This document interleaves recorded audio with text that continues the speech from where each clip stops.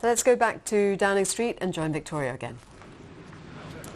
Yeah, we're going to talk now to the former Conservative MP, Neil Parish, whose resignation in May obviously led to the Tiverton and Honiton by-election after he admitted that he watched pornography in Parliament. Mr Parish, hello to you. Is that better? Hi, can you hear me? Falling down there. Mr Parish, you are on air. Can you hear me? It's Victoria here in Downing Street. Yes, I can hear you loud and clear. Perfect. Tell us what you think of the events of this week. Sorry, can you repeat? Sorry. Tell us what you think of the events here in Downing Street this week.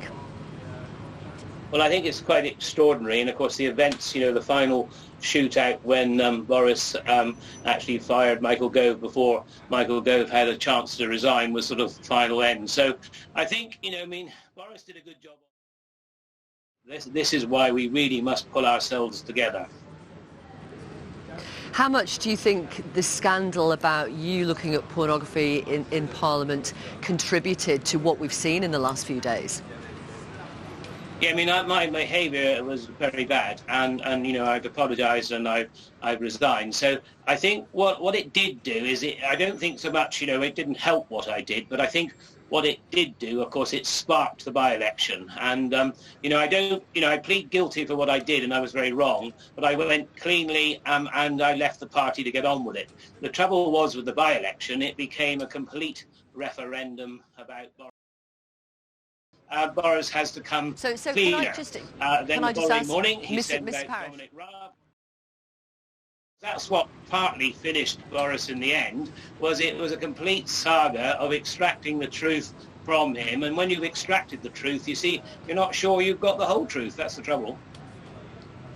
Are you bitter about the way you have been treated by the Conservative Party compared to the way Mr Pincher was treated in the initial hours after the allegation emerged about him? Yeah, I'm trying not to be, actually, because you've got to move on. And so, what I did was wrong, and I did the right thing by going. I think there was a little bit of unequal treatment there, but I've got to get over it. And you see, I'm really keen to sort of try and keep whatever I've done. I didn't mean to offend anybody, and I don't think I acted illegally. I just acted very stupidly. But I still got a political brain, you see. I still understand what's going on up there, and I'm not quite ready to vegetate, and so I'm doing my best to sort of use the skills I've got. I do a lot with food and agriculture and producing food, and we need it now because of Ukraine and a lack of food across the world. But we also need to get food out to poorer people, and I did a lot with Fair Share and other charities to try and get food. I believe in free school meals, all these sorts of things. So, there's lots of things that we need to get stuck into, and I hope that people can forgive me and let me move on, really. You're looking for a job and a purpose, it sounds like. Sorry? You're looking for a job and a purpose, it sounds like. Yeah, I'm keeping all my options open at the moment, and I just think that I've had sort of quite a good media run recently, and I just want to see whether there's still some sort of public role for me.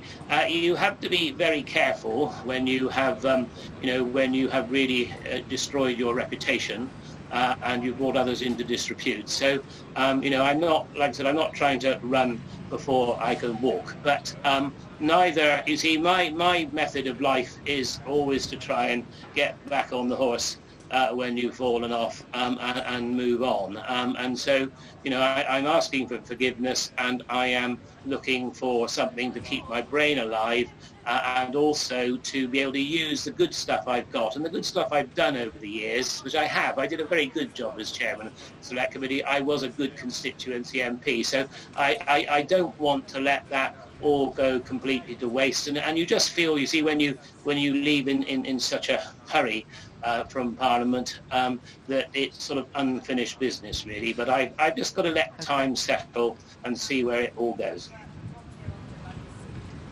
Thank you very much for talking to us on BBC News, Mr Parish. Neil Parish, the former Conservative MP for Tiverton and Honiton. Honiton and Tiverton, never sure which way around it is. Right, let's bring you the weather now.